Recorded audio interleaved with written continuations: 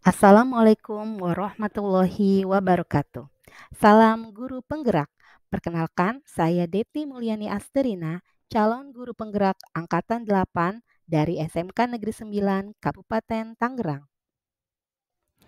Di video ini, saya akan memaparkan demonstrasi kontekstual dari pemikiran Ki Hajar Dewantara, yaitu pendidikan yang berpihak pada murid. Menurut Ki Hajar Dewantara, tujuan pendidikan adalah menuntun segala kodrat yang ada pada anak-anak agar mereka dapat mencapai keselamatan dan kebahagiaan yang setinggi-tingginya baik sebagai manusia maupun sebagai anggota masyarakat.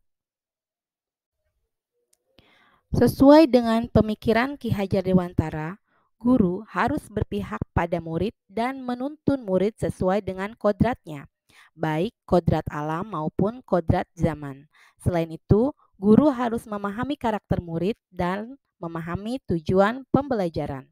Hal ini untuk mewujudkan murid yang memiliki pengetahuan dan kemampuan di bidang intelektual dan juga memiliki budi pekerti yang luhur. Untuk mewujudkannya, maka sebagai pendidik, kita harus mulai dari diri sendiri terlebih dahulu. Adapun langkah yang dimulai dari diri sendiri adalah mengenali dan memahami diri sebagai pendidik, mengenali diri dan peran sebagai pendidik, mengenali karakteristik dan kebutuhan peserta didik, dan juga adaptif terhadap perubahan. Guru dituntut bukan hanya membimbing dan mendampingi murid belajar, namun harus memiliki mindset Among. Among adalah memberikan contoh tentang baik dan buruk tanpa harus mengambil hak murid agar bisa tumbuh dan berkembang dalam suasana batin yang merdeka sesuai dengan zamannya. Adapun sistem Among yang dimaksud sesuai dengan semboyan Ki Hajar Dewantara adalah Ingarso Sung Tulodo, yaitu di depan memberi teladan. Guru memahami apa yang bisa ia bantu kepada murid menjadi teladan dalam budi pekerti dan tingkah laku. Kemudian Ing Madio Mangun Karso, di tengah membangun kehendak. Guru diharapkan membangun semangat, bersuakarsa dan berkreasi dengan murid dengan membuka dialog dengan murid berperan sebagai narasumber dan penuntun. Dan yang terakhir adalah Tutwuri Handayani, yaitu di belakang memberi dorongan. Guru tidak hanya memberikan motivasi, tapi juga memberikan saran dan rekomendasi dari hasil pengamatannya agar murid mampu mengeksplorasi daya cipta, rasa, karsa, dan karya. Pada abad 21, guru bukan lagi satu-satunya sumber belajar. Guru hanya berperan sebagai fasilitator. Murid adalah subjek yang aktif, bukan lagi objek. Oleh karena itu, yang harus diterapkan guru dalam pembelajaran adalah dilakukan pendekatan saintifik, yaitu mengamati, menanya, dan mencoba. Untuk mewujudkannya, asas trikon dianggap menjadi jawaban yang tepat menuju pembelajaran yang berpihak kepada murid. Dengan trikon, kontinu, konvergen, dan konsentris, guru dapat merancang pembelajaran yang berkelanjutan, terbuka, dan berdasarkan kebudayaan bangsa. Asas trikon yang dimaksud adalah kontinu. Pengembangan dilakukan secara berkesinambungan. Konvergen, pengembangan dapat diambil dari berbagai sumber luar. Konsentris, pengembangan yang dilakukan berdasarkan kepribadian kita.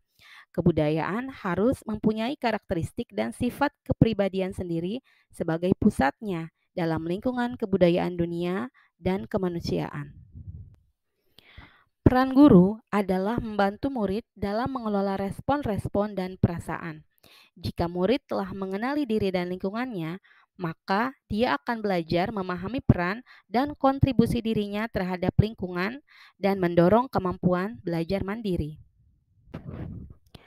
Segala yang terjadi pada murid dihubungkan dengan kodrat keadaan, baik alam dan zaman. Dalam proses pendampingan terhadap murid, kita harus menyesuaikan dengan kodrat keadaan, yang mana kodrat ini terbagi menjadi dua, yaitu kodrat alam dan kodrat zaman. Kodrat alam.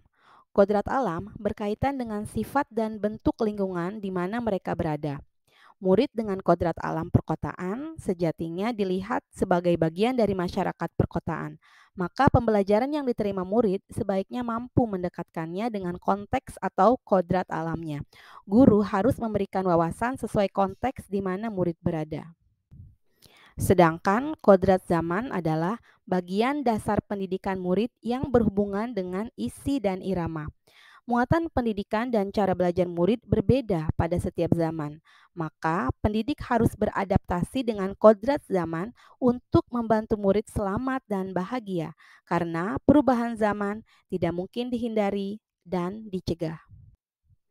Berkaitan dengan kodrat alam dan kodrat zaman, maka pengaruh-pengaruh dari luar hendaknya tetap dipilah mana yang sesuai dengan kearifan lokal sosial budaya Indonesia.